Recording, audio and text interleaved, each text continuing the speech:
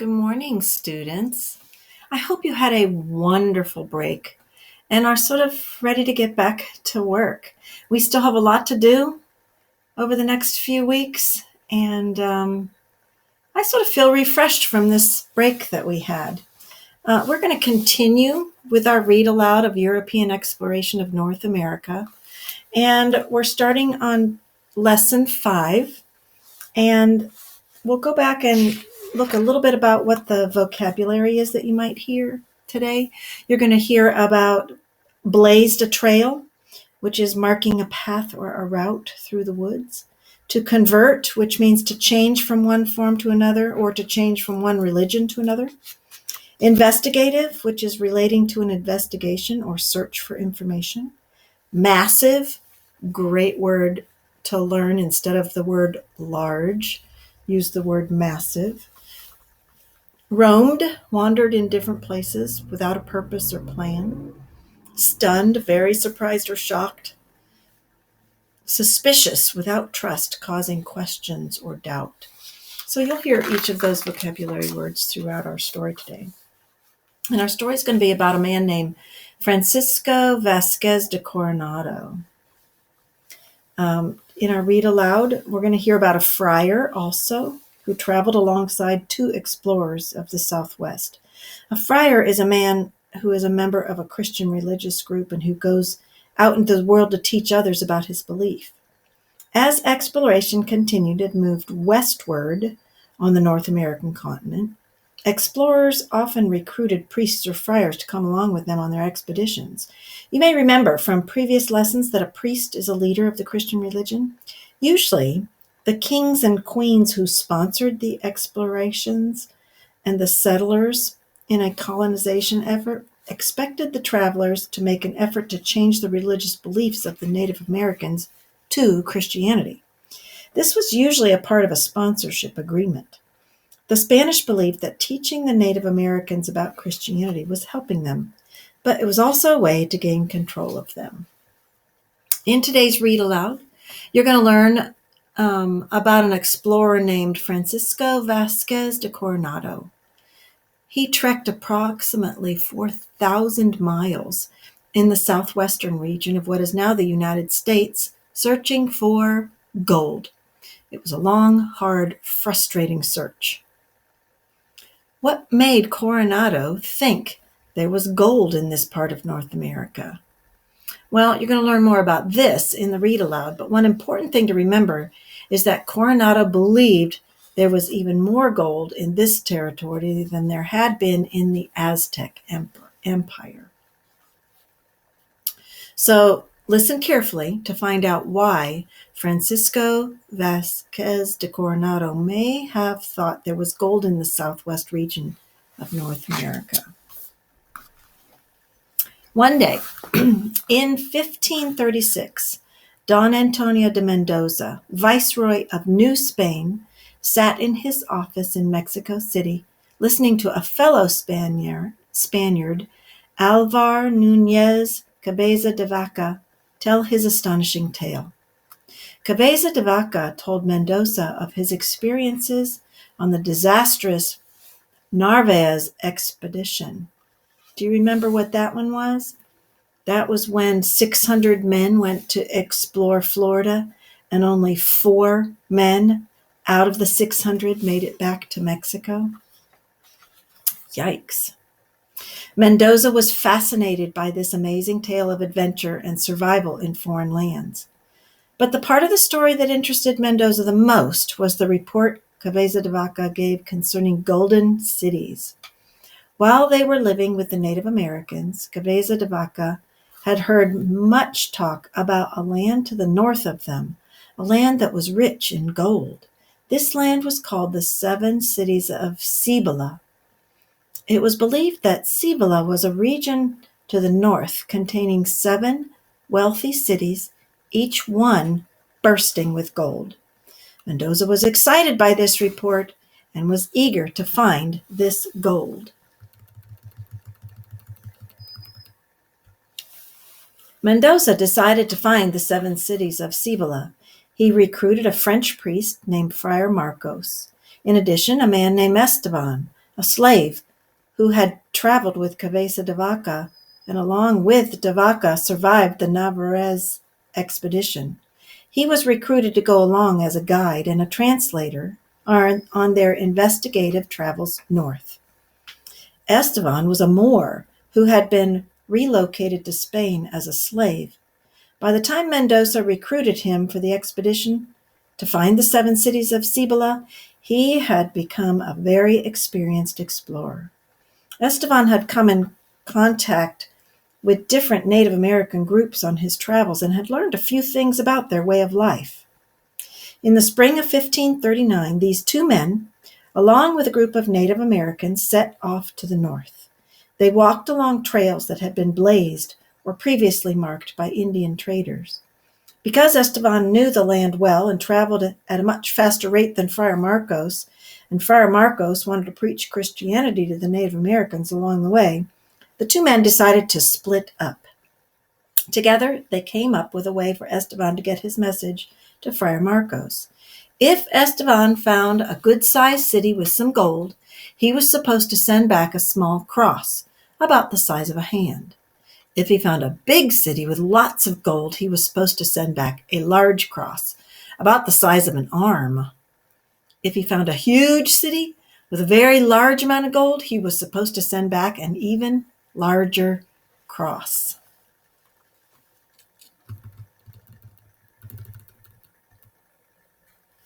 After spending a few days scouting the area, Esteban sent Friar Marcos a cross the size of a man, indicating that Esteban either knew or suspected the existence of large cities with great quantities of gold. Friar Marcos was stunned or very surprised as he continued to follow Esteban's path. Friar Marcos followed Esteban's footsteps for several days until messengers brought him disturbing news. The messengers told Friar Marcos that Esteban had been killed in a pueblo called Hawaika, which was thought to be one of the cities of Cibola. The area known as Hawaika is in present-day New Mexico. Esteban had presented himself to the Zuni of Hawaika as a great medicine man and healer. The village elders in the pueblo were suspicious of Esteban and killed him. When Friar Marcos heard that Esteban had been killed, he decided it wasn't safe to go into Hawaika, because if he were killed, no one would know about their discovery of gold. Friar Marcos went back to Mexico, with only having seen the town of Hawaika from a distance. He told the Spanish about their journey and about the large cross Esteban sent back, indicating the existence of large cities with great quantities of gold.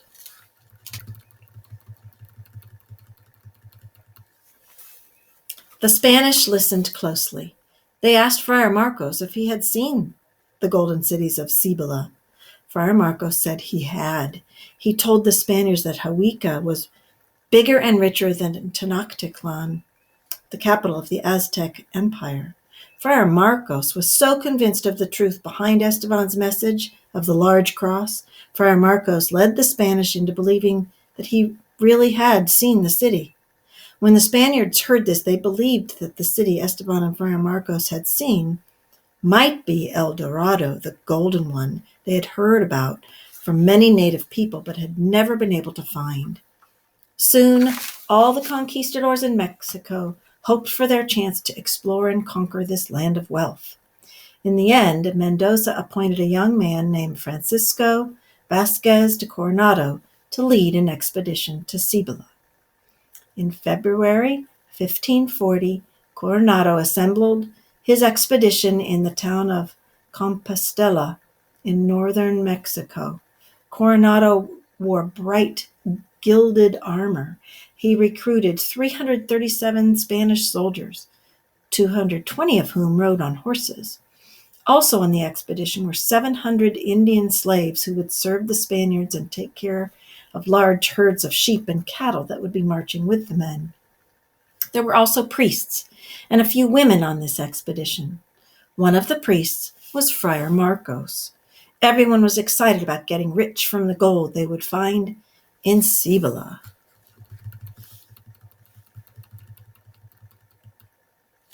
Coronado and his men marched north through the hot, dry lands of northern Mexico, covering 10 to 15 miles a day. When they came to rivers, they built makeshift rafts and used them to ferry themselves and their animals across.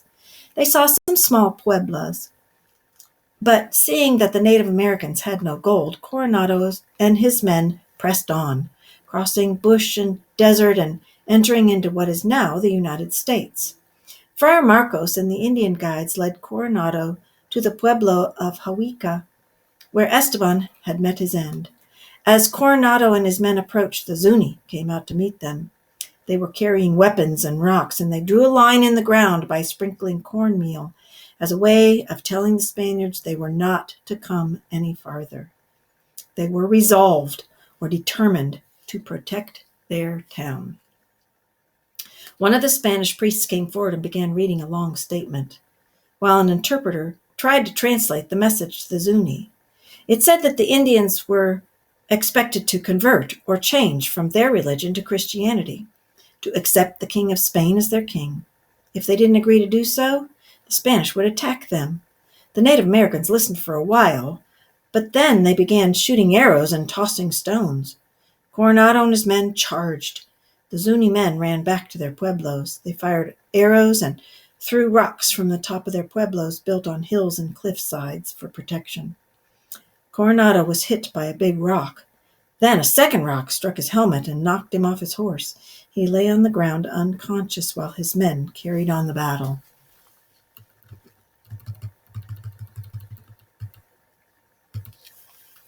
Coronado's men did, in the end, win the battle.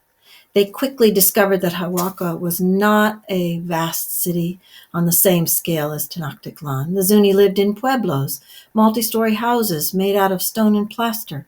The Zuni people who lived there had no gold, no silver, and no valuable jewels. The conquistadors were furious with Friar Marcos, and some of them thought he should be put to death for misleading them. What Esteban could have meant by sending back a large cross remains unclear. Regardless, Coronado did not give up hope. He sent men to explore the surrounding area. After all, there was supposed to be 7 cities in Cibola. He hoped that some of the other cities would have more gold than Hawaika. Ooh, important map. You notice that we are in the southwest portion of America. This is currently Texas, New Mexico, Arizona, Colorado, Utah. Even over here, it looks like going over into Kansas and Oklahoma. That's a long trip. For the next few weeks, Coronado and his men continued to explore the region of Cibola. They found many pueblo villages, but no gold. Coronado decided to split his forces up. He sent scouting parties off in several different directions. One party traveled northwest through Hopi territory in what is now northern Arizona. Hopi territory, northern Arizona. They went on until they were stopped in their tracks by a massive canyon, more than a mile deep. These men from the Coronado expedition became the first known Europeans to see the Grand Canyon, which is now considered to be one of the 7 natural wonders of the world. Another party traveled southwest along the Colorado River, several hundred miles downstream from the Grand Canyon. So here's southwest. This is another group of them. Oh, the Colorado River. Today, this section of the river forms the border between California and Arizona. It's underneath this picture. Really between there. A third party headed east from Cibola through eastern New Mexico. They visited the Acoma Pueblo, a pueblo that can still be seen today near present-day Albuquerque, New Mexico. This party crossed the Rio Grande, a large river that runs south through New Mexico and forms part of the present-day border between the United States and Mexico. So here's the river.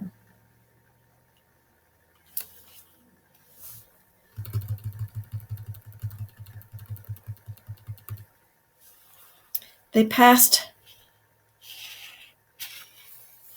north through the land of the 12 Rio Grande Pueblos, an area by the Rio Grande River occupied by Native Americans who the Spanish called Tiwesh Indians. They were observed the Great Plains, where great herds of buffalo roamed or wandered. The Spaniards were fascinated by the shaggy buffalo. At first, they found it a difficult animal to hunt. In time, however, they learned to hunt the animal with spears, just as the Native Americans did. When the Spanish were on the plains admiring the buffalo, one of their native guides told them of a place far to the east called Quivira, a wealthy city. Hearing this, Coronado decided to march east, hoping to find Quivira and the gold he had missed in Cibola.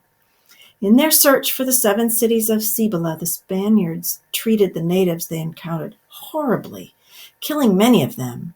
Coronado and his men crossed into Texas, then onto the Great Plains, where tens of thousands of buffalo grazed around them. During their journey, they met many carachos, nomadic natives of the Great Plains who lived by following the buffalo herds. These Native Americans of the Great Plains were hunters of the buffalo. They used the meat of the buffalo for food. In addition to the plants that they gathered, they used skins to make clothes and shoes. They used the bones of the buffalo as well as stones to make tools. They burned buffalo dung or manure for fuel. Coronado and his men learned a lot about the Carachos' way of life, including the fact that they had no gold. Coronado and his men decided to move on, making their way through parts of Texas, Oklahoma, and Kansas. Finally,